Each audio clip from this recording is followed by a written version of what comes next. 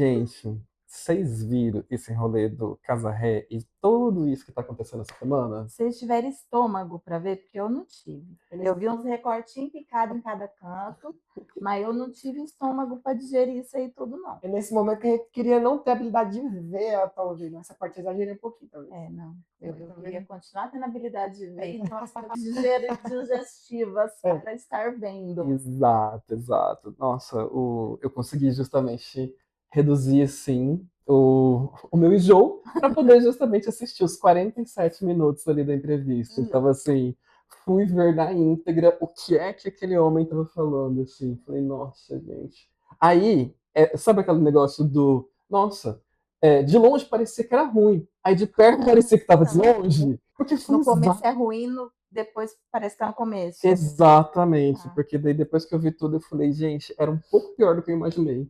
Porque eu falei, nossa.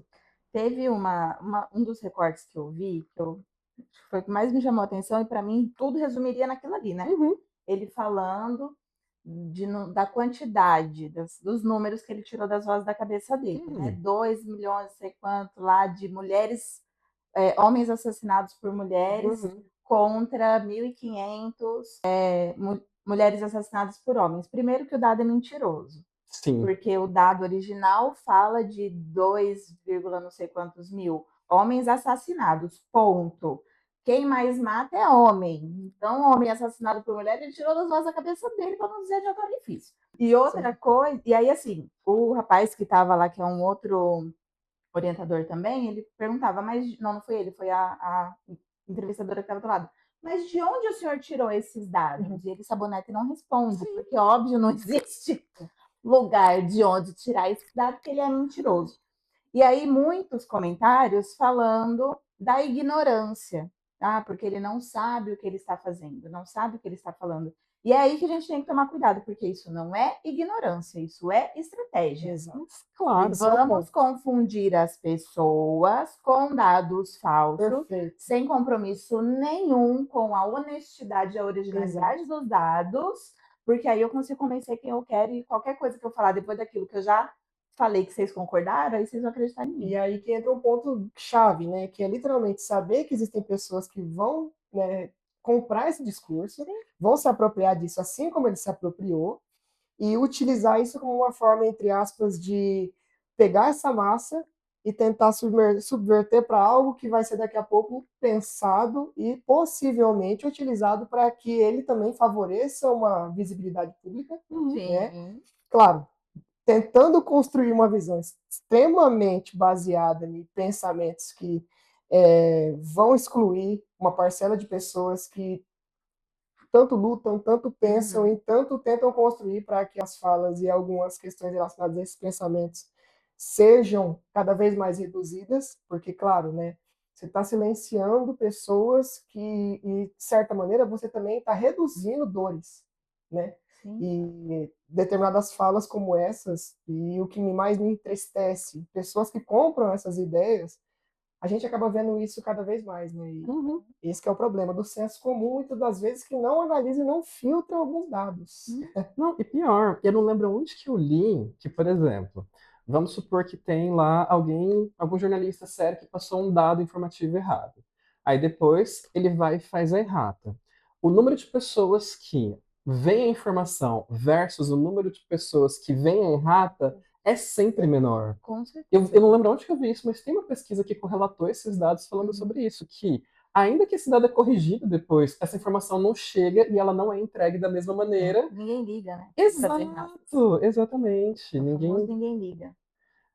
A pessoa, E, ou seja, aí indo nesse sentido, a gente tem diversas pessoas, uma massa de pessoas que simplesmente assim se sentem representadas, se sentem identificadas com aquela falácia que está sendo dita ali, e aí justamente tomam aquele discurso como verdadeiro, reproduzem isso sem nenhuma responsabilidade e simplesmente seguem a vida. Perfeito. porque essa é a função, por isso que eu falo, não é ignorância, é estratégia. Sim, E essa é a função do dado mentiroso. É cooptar quem já pensa naquilo, quem já acredita naquilo e não vai se importar com nada mais que for dito depois daquilo. sim. Então, se por um assombro de consciência tomar este cidadão e ele vier falar, ó, gente, fiz uma informação errada, o dado correto é esse aqui, ninguém liga, porque o impacto inicial, ele já captou e é isso que vai prevalecer. Exato.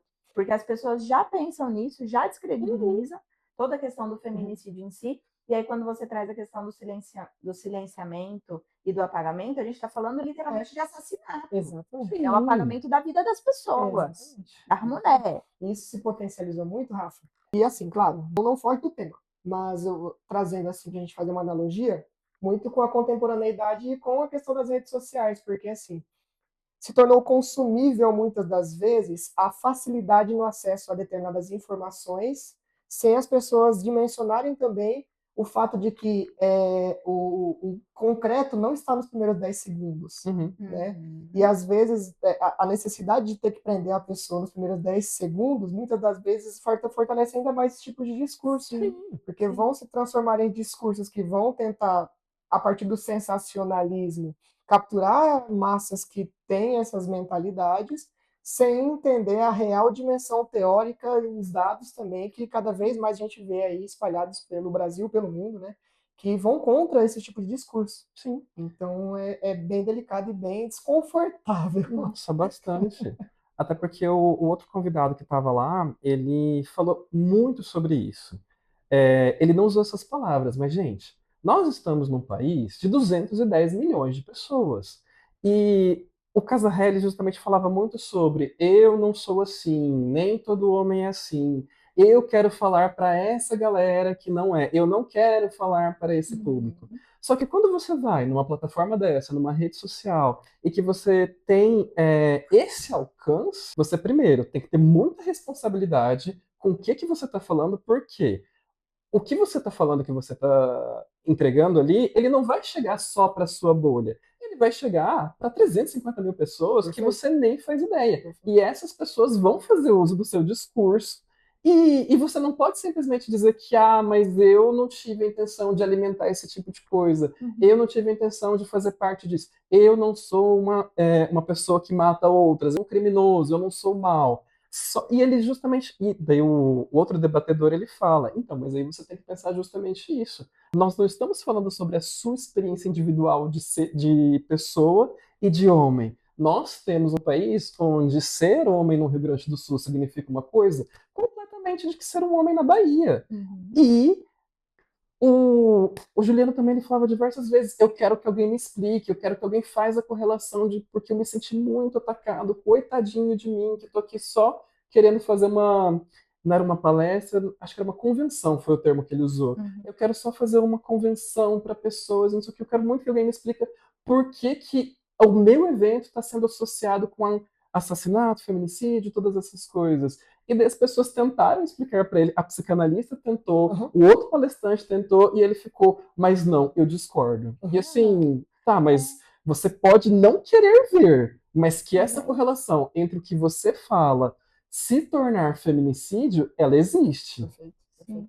Entra a questão da irresponsabilidade. Eu vou trazer aqui a coisa do privilégio de ser um homem hétero, cis, branco, com toda a visibilidade que ele tem. E o descompromisso com a verdade dos fatos. Porque, assim, um senhor da idade dele, com o acesso dele, pedindo eu quero que me expliquem, ele tem acesso à informação. Mas é claro que sim. Ele tem acesso à cultura, para ele fazer assim, ele tem acesso no negócio. E aí tem dois fatores que pegam, né, nessa questão, assim. Eu quero falar, ele usou muito a coisa do homem bom e o homem mau. Então, o homem que bate, que agride, que mata é o homem mau. Polarizado, né? O homem que quer melhorar, que é ele e para quem ele quer falar, é o homem bom. Que é uma polaridade que não existe, porque quando a gente olha para os dados, para os fatos, quem bate, quem agride, quem mata é o homem bom. É o homem que a sociedade lê como homem bom. E isso descredibiliza, inclusive, as acusações, as investigações, porque justamente é o bonito ali que é lido como homem bom. Então, sim, ele está falando para abusadores. Ponto. Considerando esse recorte dos fatos, que é só ele olhar para os fatos. E se ele quisesse de verdade aprender, era ele abrir o olhinho dele, abrir o negócio que ele tem acesso à mão, ou pedir assim, alguém da minha equipe me explique, para buscar a informação verdadeira e me explica, ele tem acesso. Uhum. Ponto. E responsabilidade. Outro fator é que é onde entra a estratégia. Então, ele vem com a coisa da ignorância, mas isso não é ignorância, porque ele sabe que vestir a camiseta branca e dizer eu não sabia, eu não estava sabendo, não era a minha intenção, vai vender mais. Então, assim, não acredito na bondade do homem bom. E na ingenuidade da inocência do senhor de 50 e tantos anos, com não sei quanto no bolso. E assim, gente, eu olho para isso e eu começo a pensar também um pouquinho, nós, enquanto profissionais da psicologia, vendo essa situação, né? Eu vejo muitos profissionais da área que têm receio de se posicionar no sentido de olhar para essa situação e talvez não tentar construir também uma forma de orientar para que esses tipos de diálogo talvez eles comecem a diminuir, né? Ou até pelo menos para mostrar que existem outros pontos de vista e que esses pontos de vista eles não são únicos e também não são imutáveis, né? Então, assim, eu acho que muitas das vezes momentos como esse que a gente está fazendo aqui agora, de sentar, olhar para a situação, debater e pensar, tá, beleza, o que a psicologia olha para isso, pensa, diz, né, enquanto profissionais, enquanto teoria, enquanto prática, né? E eu acho que muitas das vezes acaba caindo em muitas situações que a gente vê até em rede social, onde a gente vê cada vez mais pessoas construindo diálogo de que talvez o acesso a determinados serviços da área da psicologia ela restrita apenas a algumas pessoas, né?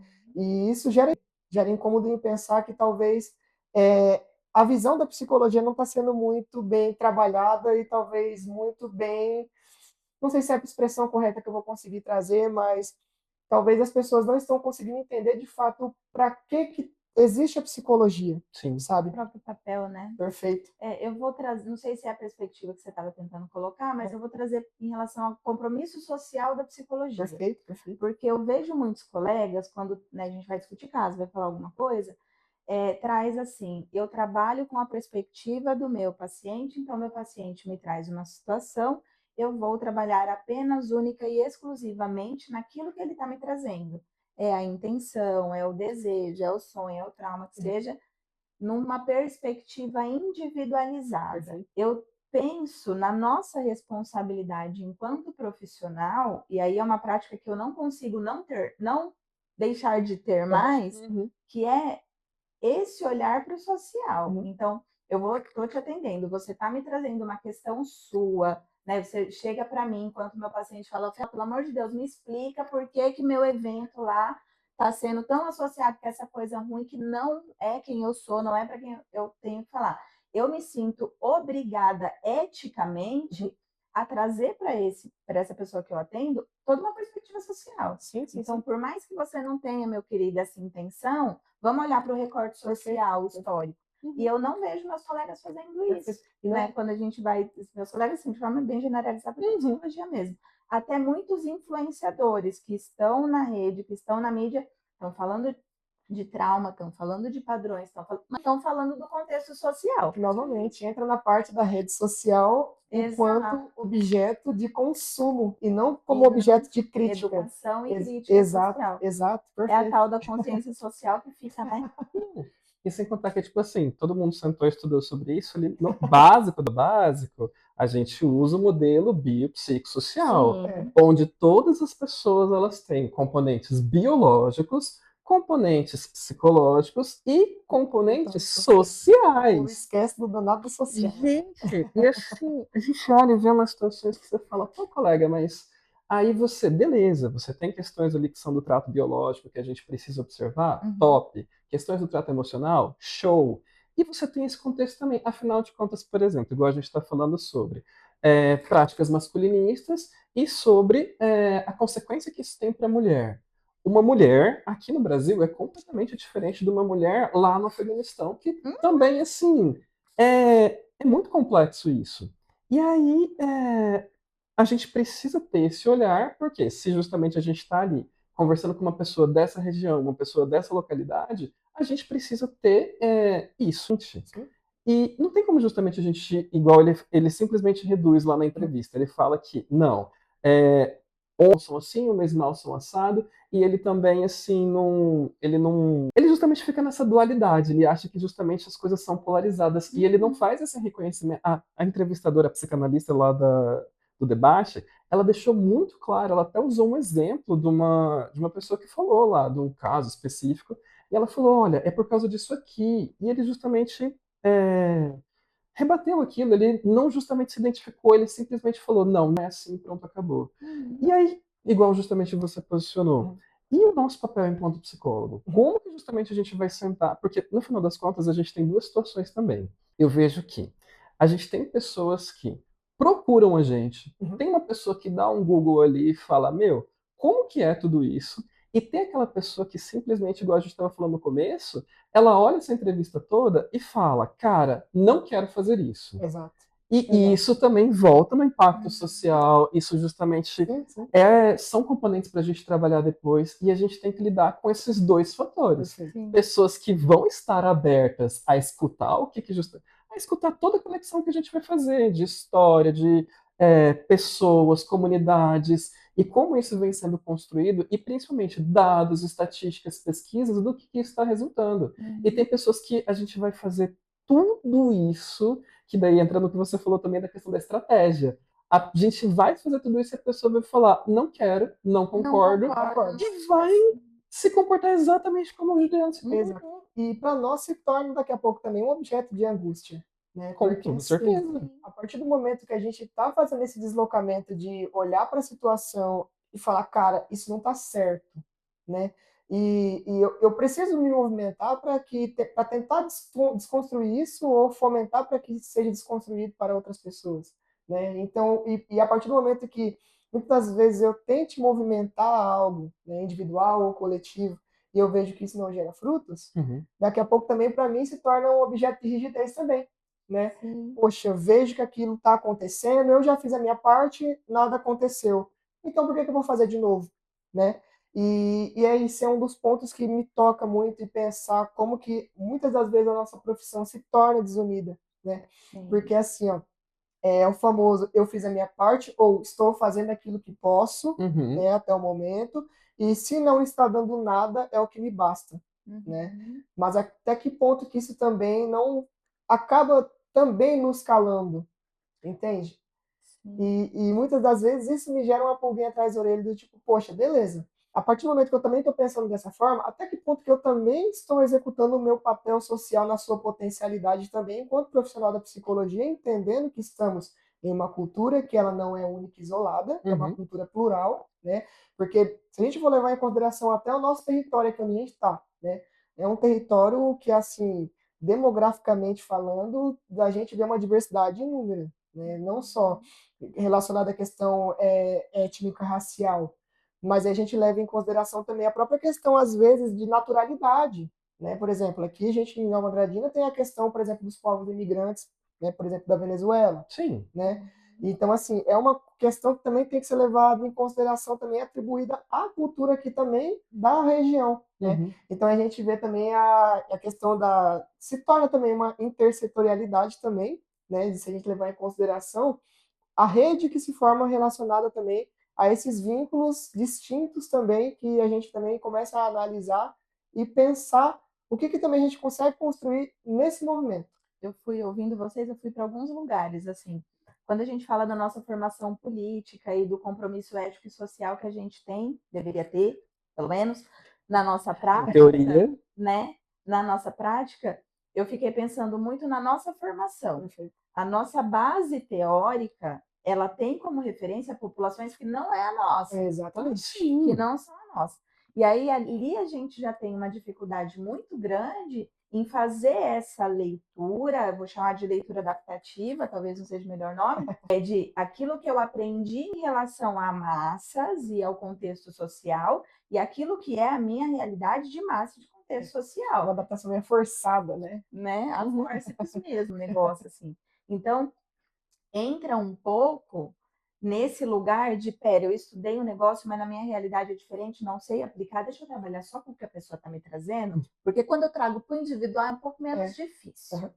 E aí entra a questão que você falou da frustração, né? Você não usou esse termo, mas é a frustração. Então, eu fiz a parte educativa, eu tô pensando na psicanalista que tentou dar aula que o Casé pediu, né? Poxa, ela foi, ela articulou, ela explicou, ela trouxe exemplo, e ele falou, tá bom, não concordo. É muito frustrante para o profissional estar tentando fazer um trabalho educativo de conscientização e a pessoa fala, tá bom, não concordo. Meu querido, não é questão de opinião.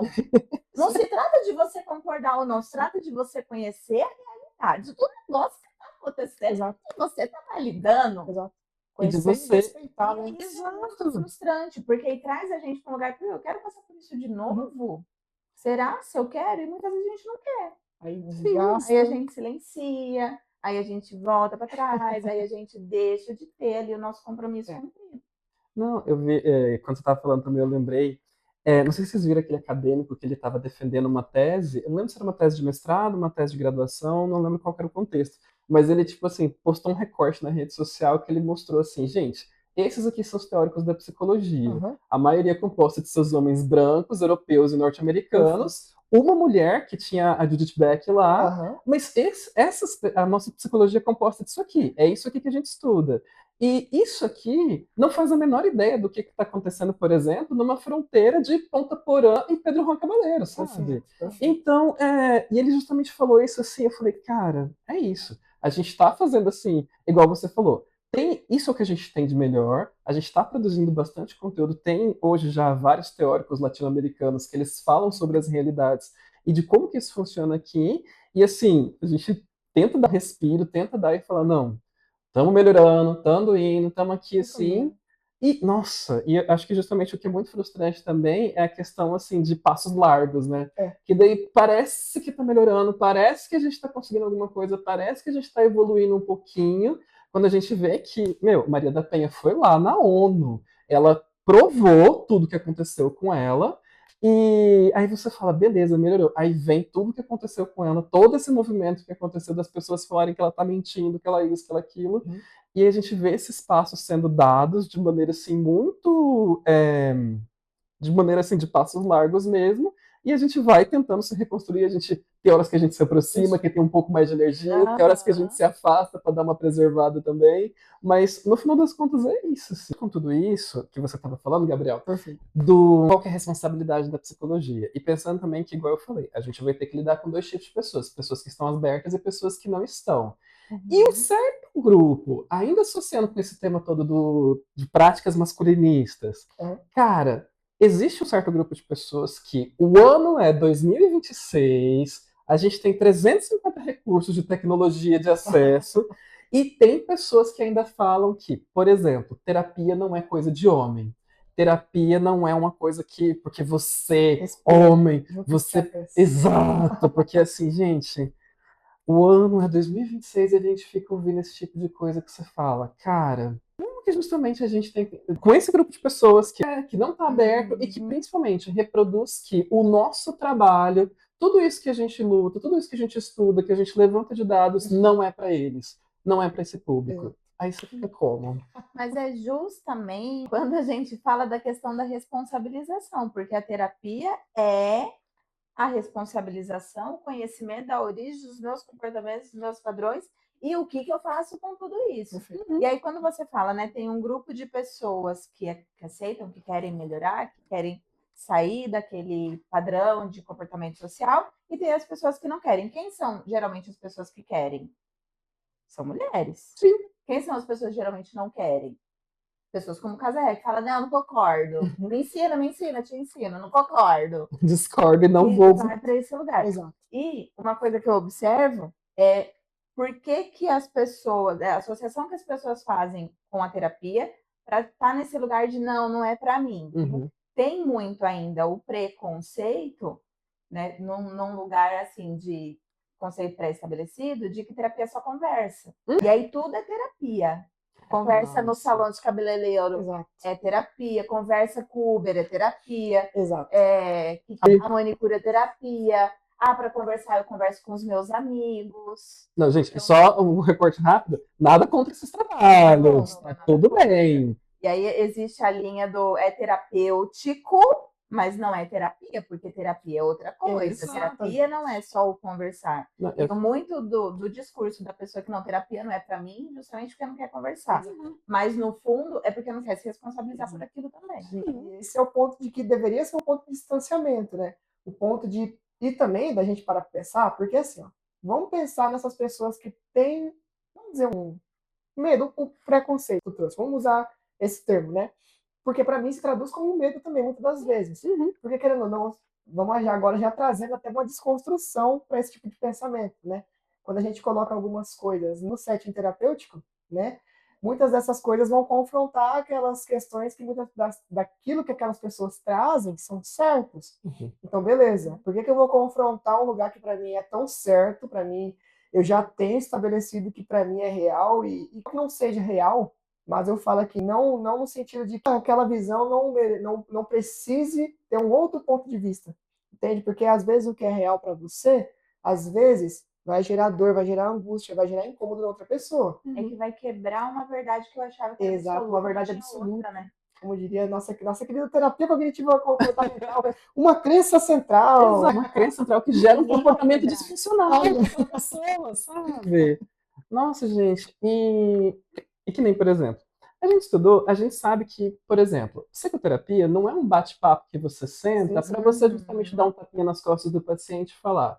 A terapia, muitas vezes também, ela vai ter esse momento de desconforto, que assim, nós somos psicólogos, mas nós fazemos as nossas terapias, e eu falo por mim, cara, tem dias que eu saio da sessão torto com a lapada que eu tomei, sabe? Então, assim, eu fico pensando que. Só que, assim, não é por causa disso que a terapia é ruim, nada nesse sentido, mas não. Esse é o papel da terapia. É colocar você para refletir sobre aquilo que está acontecendo com você, beleza. Só que chega um momento que você vai precisar entender que, olha, e principalmente no mundo, na sociedade que a gente vive hoje, ninguém vai chegar para você, vai jogar uma corda da salvação e vai dizer, oh, deixa que eu vou te ajudar e deixa que eu vou te resolver esse problema.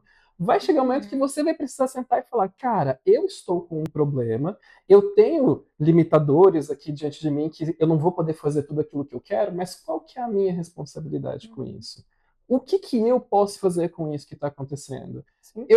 Porque se eu justamente ficar, às vezes, nesse processo todo de manutenção, eu vou também ter uma certa responsabilidade com aquilo. Então, eu vou precisar tomar algumas atitudes.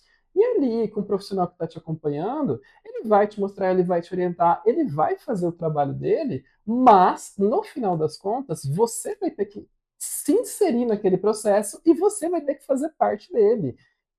Até porque o processo é movimento. Exato. Né? Então, quando a pessoa traz com esse preconceito de é só conversa, é uma conversa que precisa te levar para um movimento diferente. Essa é a parte que muitas pessoas faz 1, 2 sessões e fala, é só conversa, não trouxe as respostas, os meus problemas não é para mim. Acha que é miojo. Nossa, acha que terapia é miojo. Que vai fazer uma sessão ali, vai resolver todos os problemas da vida. E não é isso. Por isso chama processo terapêutico. É um processo que precisa de um tempo, precisa de uma paciência e principalmente do movimento diferente, porque senão entra num processo de manutenção, como você mencionou, e aí não tem mudança mesmo. E assim, quando a gente entra nos temas que a gente trouxe hoje, né, esse das masculinidades frágeis, né, a gente levanta a bandeira de pensar que até que ponto que a manutenção desse ciclo é saudável para não só para o indivíduo, mas para o social. Vamos tentar tirar agora esse individual agora? Né?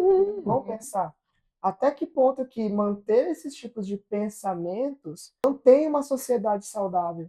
Né? E assim, a gente pode desdobrar para N situações, N categorias profissionais, onde a gente quebrou. E não estava sendo filmado. E não estava. Não, porque é justamente assim. Bom, amigo, tá tudo bem? Ficou? Não. Tá tudo bem?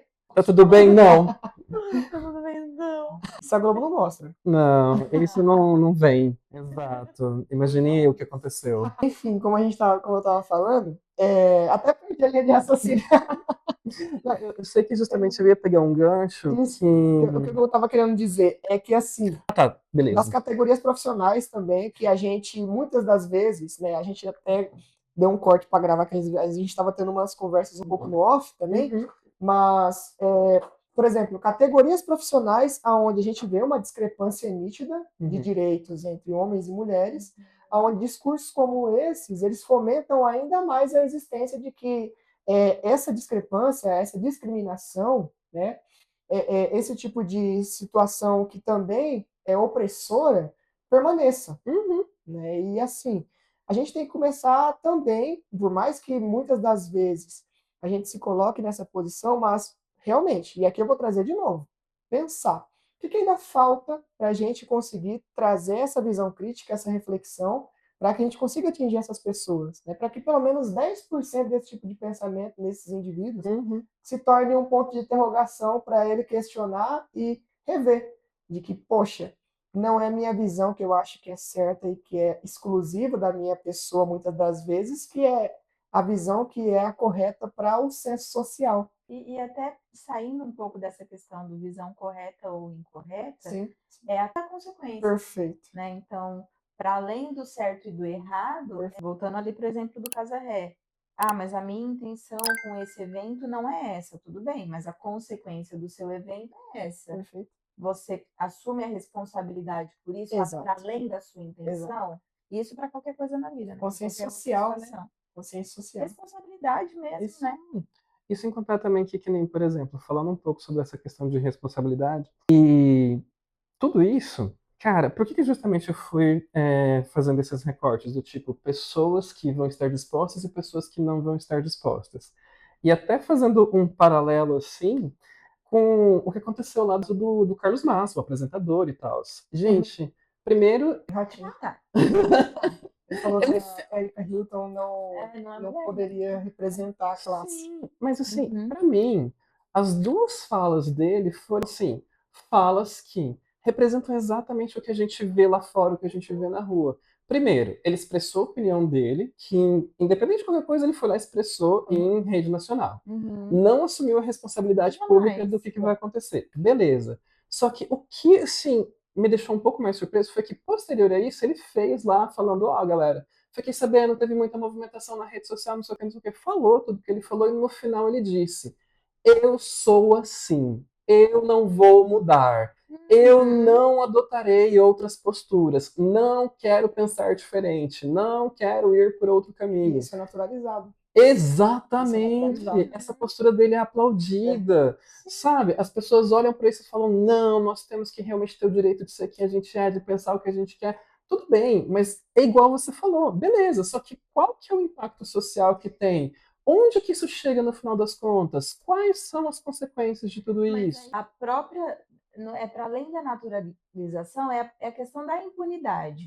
Porque tudo bem, eu não vou mudar, eu sou desse jeito, Gabriela, eu nasci assim, vou morrer assim. Cadê a polícia? Porque é crime. Não. É crime. Cadê a responsabilização? Cadê a política pública? Porque uma coisa é o que a gente estava falando. A pessoa precisa ter consciência do impacto das suas atitudes no mundo para se responsabilizar por ela. Quero continuar sendo um babaca? Ótimo. Arque com as consequências de ser um babaca. Precisa ter a política pública para falar, meu querido, a consequência da sua babaquice é essa aqui. Exato. Ótimo, mas tem que assumir essa consequência aqui. Só que não tem. E aí é onde entra uma questão que sempre me pega e vai me pegar, que é: por que o feminicídio continua acontecendo? Se é tão errado, todo mundo sabe. Por que a violência continua aumentando? Se é errado, todo mundo sabe. Tem os homens de bem, os homens bons, mas são os homens bons que fazem as coisas. Por que eles continuam fazendo? Por conta da impunidade. Por que Ratinho é tão aplaudido, foi tão aplaudido? Por que Casarré lota o evento dele, ganha não sei quantos mil por inscrição? Porque está impune. Porque a política pública não acontece. Porque a criminalização não acontece, sendo que está. E nem mesmo legislação sobre isso. Está tentando dar andamento lá sobre transformar discursos de ódio misógino em crime. Não anda. Não vai para frente. Mas mesmo aquilo que já está criminalizado não está sendo responsabilizado. E assim, eu queria, já que a Rafa trouxe até essa questão que pega ela muito, uma coisa também me pega muito, né? Pensando até no meu fazer, né? Eu enquanto psicólogo escolar, né? O que acontece? Muitas das vezes a gente vê crianças, adolescentes, né, reproduzindo o discurso, né? E muitas das vezes eu não vejo ninguém parando e falando: meu querido, você ainda é uma criança, um adolescente, esse seu pensamento ainda, você precisa ter cuidado que vai amadurecer, precisa amadurecer, né? Você tem que passar por essa fase sem ter um pensamento muito rígido, né? E como que a gente precisa de profissionais cada vez mais que se responsabilizem em pensar que a gente também não está lidando apenas com essa geração, né, adulta de agora, que também está vindo uma geração aí que me preocupa muito até Sim. pensando na própria questão da questão da modernidade líquida, né? E como que muitas das vezes, se a gente não tomar esse cuidado, é um discurso que vai vir da base. Sim, que igual eu falei, o ano é 2026, Aham. mas assim, a gente escuta a gente vê jovens, adolescentes falando sobre isso. Exato. Não, eu sou menino, eu sou um homem, eu não preciso de terapia, eu não Exato. preciso de psicólogo. E você fala, gente, você não sabe? Nossa Senhora. Você falou e eu tive um gatilho aqui de uns vídeos que eu estava vendo outro dia, uma trend Uhum. de cabeleireiros que atendem crianças Uhum. fazendo uma brincadeira, principalmente com meninos. Uhum. Então, o menininho senta lá, coisa de 6, 10 anos, Sim, assim, sim. nesse intervalo ali. O menininho senta lá no negócio do barbeiro, o barbeiro vem e coloca o negócio de Barbie, o menino chora, o menino bate, o menino xinga, o menino briga, porque essa questão da masculinidade frágil, não brinca com a minha masculinidade, não coloca o negócio rosa aqui na minha frente, né? E reproduzindo não só o discurso, mas as atitudes As violentas atitudes. também. Exatamente. Porque sempre vem da base, não é agora que vem da base, sempre vem da base. Exato. Quando a gente pega influenciadores tipo Querido Casarré e a rede ali que ele atende, que essas pessoas vão para as redes sociais, para quem o algoritmo entrega? Uhum. Para jovens. Exato. Isso não é uma teoria da conspiração da nossa cabeça. Isso é uma coisa Não dá a pessoa tabulada. olhar lá, procurar que dado tá lá. Sim. É para lá que entrega. Por quê? Porque vai para base. Uhum. Exato. E não tem consequência nenhuma para ninguém. Sim, sim, sim. Nossa, isso dá tanto pano para tanta Nossa, coisa, não. porque daí a gente fala sobre regulamentação das redes. Cara, o que. Acho que foi a Nova Zelândia ou a Austrália, foi algum país ali da Oceania que fez todo aquele movimento que foi fundamental e tal. E a gente. E até a patologização Sim. de determinadas situações pela falta de olhar crítico. Porque é uma criança que possivelmente agiria dessa forma, se a gente fosse considerar se a gente fosse analisar o olhar do senso comum, alguma pessoa vai falar, não, vai trazer aquela frase clássica, essa criança tem alguma coisa. Uhum. Sim, sim. Gente, e que nem você está falando. Beleza, a gente tem esses crimes que acontecem, essas situações que terminam desse jeito, mas que o que a gente está tentando explicar é que é isso. Um adolescente que fala que não precisa de terapia, ele corre um risco muito grande. Não estou dizendo que justamente assim é um fator que a gente pode associar e falar que, olha, começa assim assado. Não. Mas é um discurso que está dentro da sociedade, é uma ideia que se fortalece, que se estrutura, que não é responsabilizada, que não é intervida, que todo mundo fala que, nossa, que personalidade isso, que aquilo, tem alguma coisa, não tem, o que a gente vai fazer, não sei o que, não sei o que, não sei o que, mas terapia não precisa. Para quê? Porque terapia não é coisa de homem, porque homem que fala sobre suas emoções, que elabora sobre isso, é um problema. E a gente vem até uma questão assim que a sociedade fala que não, você tem que ser durão, homem não chora, homem não isso, e a gente... gente, complexo de Pablo. Gente do céu! Gente, e aí a gente vê música sobre isso, vê isso também tendo um impacto social ali, e a gente fala, cara... E aí a gente fica com esse questionamento, né? Exato. Como que a gente pode intervir minimamente em todo esse cenário para poder justamente fazer o nosso trabalho, para poder fazer as nossas leituras, para poder fazer os nossos estudos e poder explicar que, gente, terapia não é um bicho de 7 cabeças, terapia não desmasculiniza ninguém, terapia não diminui quem você é, terapia não faz nenhum mal nesse sentido, muito pelo contrário. Na verdade, a terapia dá as lapadas na nossa cara, igual eu falei, mas assim, cara, você se torna uma pessoa, um ser humano, um indivíduo melhor depois que você passa por esse processo todo, para você, igual a gente estava falando, não ser responsabilizado depois, para você não ter que vir dar nota em rede pública falando que você pisou na bola, sabe? É para você literalmente ser uma pessoa melhor, para você refletir sobre pensamentos, comportamentos, emoções, no sentido. Eu vejo que a terapia, se as pessoas entendessem que é libertadora no sentido saudável da palavra, saudável no sentido de entender que a gente consegue encontrar nossas potencialidades, ver ali nas nossas limitações. E se as pessoas entendessem isso, né, ao invés de tentar atribuir a determinada situação X, Y ou Z como se fosse uma forma de padronizar os discursos, né, eu acho que a gente conseguiria caminhar muito mais. Mas, afinal das contas, terapia para quem? Opa! Aí é um outro Deixa em aberto, deixa em aberto, a também. gente já fala. É uma outra Quem questão conta? também. Quem conta? Ai, gente, é complicado. Porque, no final das contas, é isso, da gente refletir. O que a gente pode fazer minimamente para poder tentar isso? E assim, e outra também. A psicologia ela não vai dar conta de tudo. Não.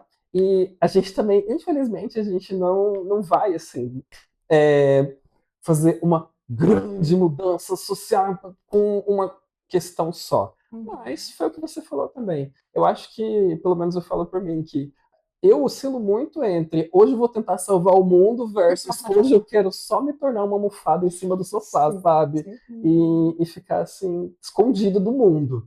E aí eu vejo isso, assim, que no processo que vai acontecendo vai ser isso. Tanto com processos coletivos, tanto com processos individuais, eu vou indo nesse cenário, assim, que às vezes eu tô um pouco mais energizado, às vezes eu tô um pouco menos, mas a gente vai nesse sentido. E é importante você trazer esse ponto, Fê, porque a gente fala, né, do processo terapêutico, que é um processo, ele tem um tempo, ele tem um começo, um meio, e é para ter um fim. E as pessoas vêm muito com isso, não é para mim, porque é a terapia miojo de 1, 2 sessões e tudo resolvido. Exato. Só que esse aspecto é importante porque o terapeuta também precisa de um tempo. Então, tem dias que a gente vai acordar, como você falou, como eu vou salvar o mundo hoje, e tem dias que a gente vai acordar assim, eu só queria existir, ser uma almofada, apenas me abrace ou me deixe jogada num cantinho. Exato. E isso também faz parte do processo do paciente. Sim. Porque se a gente fala que terapia é um processo, e a terapia para acontecer, o processo terapêutico para acontecer, ele precisa do vínculo, Perfeito. a Esse é o reação ponto. do terapeuta dentro do processo do paciente também faz parte do processo dele, Sim. né? E é essa paciência, quando eu fiz a brincadeira do terapia para quem, terapia é para quem, na minha percepção, né? Terapia é para quem quer entender sobre como se relaciona com o mundo e consigo mesmo. Isso vai levar paciência, isso não vai ficar pronto Sim. em 1 minuto, como se diz, como os vídeos das redes sociais. Não vai ficar pronto em 3 minutos, não fica pronto em miojo. Nem miojo fica pronto em 3 minutos. Perfeito. Considerando até a sua fala anterior, no momento que você trouxe sobre a questão do movimento, né? A terapia, para muitas das vezes acontecer o movimento, precisa desses momentos de inércia, né? Exato. A pessoa se constituir, se reconstruir para que ela possa se movimentar e só assim ela entender que muitas das vezes, né, e assim eu vejo que o que acontece com muitas das pessoas, entender o seu processo para conseguir, sim, saber o porquê que ela está precisando da terapia. Porque tem muitas pessoas que, assim, e aí entra o ponto, se frustram com profissionais. Porque, assim, eu sei que são profissionais e profissionais. Né? A gente, são profissionais e profissionais. São dois profissionais, que a gente até depois vai comentar, né? Mas são profissionais. Mas, assim, de também ser válvula motriz para as pessoas entenderem isso e não se frustrar com a profissão, você entende? Porque aí muitas das vezes a gente perde pessoas, perde mostrar para essas pessoas a real visão do que é psicologia por conta de frustração que ela teve com alguns outros profissionais. E ao invés de ajudar para desconstruir alguns diálogos, a gente só potencializa, né? Só reforça. Não, e assim, a gente tem, por exemplo. Isso é uma coisa assim, que a gente tá falando aqui do nosso porque a gente conhece a nossa bolha, mas, cara, a gente vê também muitos discursos do tipo, vou deixar de ir no fisioterapeuta, vou deixar de ir no farmacêutico, vou deixar de ir no médico, porque fui, aí o cara justamente fez uma coisa, e aí eu faço aquele movimento de condenar todo e generalizo que, tipo assim, não, fui nenhum presta, um não prestou. Exatamente. Daí você fala, cara, pra que eu vou fazer um negócio desse? Exato. E tipo, mas é isso. Você vai fazer um negócio desse porque você tá com objetivo. Se você tá indo no fisioterapeuta para você melhorar ali a articulação, o osso, o que quer que seja, você tem um objetivo nesse sentido. Se você tá indo no médico para tratar tal questão e você não encontrou às vezes um, você vai em outro, porque você tem um objetivo. você pegou um ponto que eu acho que é o mais chave de todos na questão de para quem quer terapia, quem faz terapia. Aham. Qual é o seu objetivo? Sim. Porque tem muita gente. Essa é uma das primeiras perguntas que eu faço quando a pessoa vem me procurar, né? Aham. O que você espera da terapia? Uhum. E eu vejo que alguns colegas às vezes não têm esse diálogo com a pessoa que atende, porque existe o objetivo do processo, existe o objetivo da pessoa que é atendida e existe o objetivo do terapeuta. Também. E às vezes não Não dá conversa. às né? vezes não dá match. Às Nossa. vezes a pessoa chega para mim e fala, ó, eu tenho uma situação e assim, eu falo, nossa, que legal o autoconhecimento dessa pessoa, ia transformar a vida dela. Aham. Mas às vezes ela não quer. Aconteceu uma situação só para transação, um negocinho. Não, tudo Eu bem. atendi uma pessoa uma vez, trouxe uma questão de uma relação abusiva na qual aquela pessoa era a pessoa tóxica, né? E aí Aham. passou um tempo, eu falava, olha, mas assim, você não tá mudando sua atitude. Qual que é seu objetivo? Seu objetivo da terapia é entender o seu comportamento e mudar o seu comportamento? Ou é se munir de argumento para continuar sendo tóxico da relação?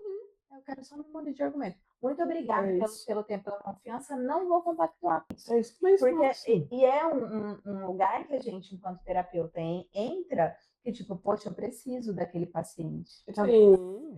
quanto que vale manter ali, Esse que é o problema também. Na- às vezes. né? Às vezes, Isso é uma camadona, é a assim. coisa da crítica, Eu e acho da responsabilidade que dá um mergulho profundo. que dá um né? pano para manga para depois. Dá. Mas, se vocês me permitem, né, não sei se a gente vai trazer ainda para expandir o debate, encerrar com uma indagação. Mas a gente não é o profissional que resolve os problemas dos outros? Mas você tá resolvendo meus nossos, Gente, pelo amor de Deus. dessa? Gente, eu tô indo lá no meu terapeuta pra tentar, assim, minimamente poder ser, né? Mas vamos aí, né? Ai, gente, ó, mas queria agradecer imensamente que vocês toparam esse projeto pra gente justamente dar sequência, que vocês toparam ter esse papo de maluco aqui, Exatamente. pra gente ir nesse sentido, porque é isso, acho que a gente vai sentar, vai falar um pouco sobre temas que estão aí na atualidade, a gente vai tentar trazer um pouco de psicologia e vamos ver o que que sai disso. Perfeito. E assim, eu vejo que o que a gente conversou aqui hoje não necessariamente significa que o que nós estamos falando também sejam verdades absolutas. Às vezes vai ter pessoas que vai estar assistindo esse vídeo e não vai compactuar com alguma coisa que a gente trouxe aqui também, e eu acho que esse é o intuito muitas das vezes também de quem se sentir confortável, né, Sim. sempre estar trazendo essas visões também, né, porque eu acho que também vai permitir que a gente também veja os pontos de vista dos outros, e a gente Exato. também construir daqui a pouco também, né, olhares e reflexões para também tentar conseguir acolher essas pessoas também, né? Sim. Acho que esse que é o intuito principal também, muitas das vezes.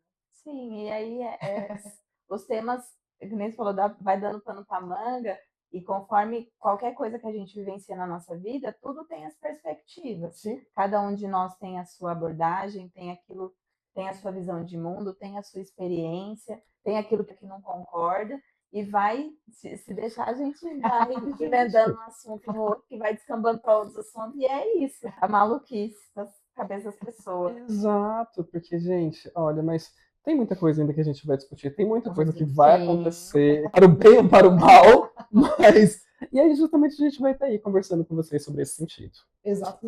Vocês acham que a gente falou fez sentido? É isso. Depois a gente Fez vai. sentido para você?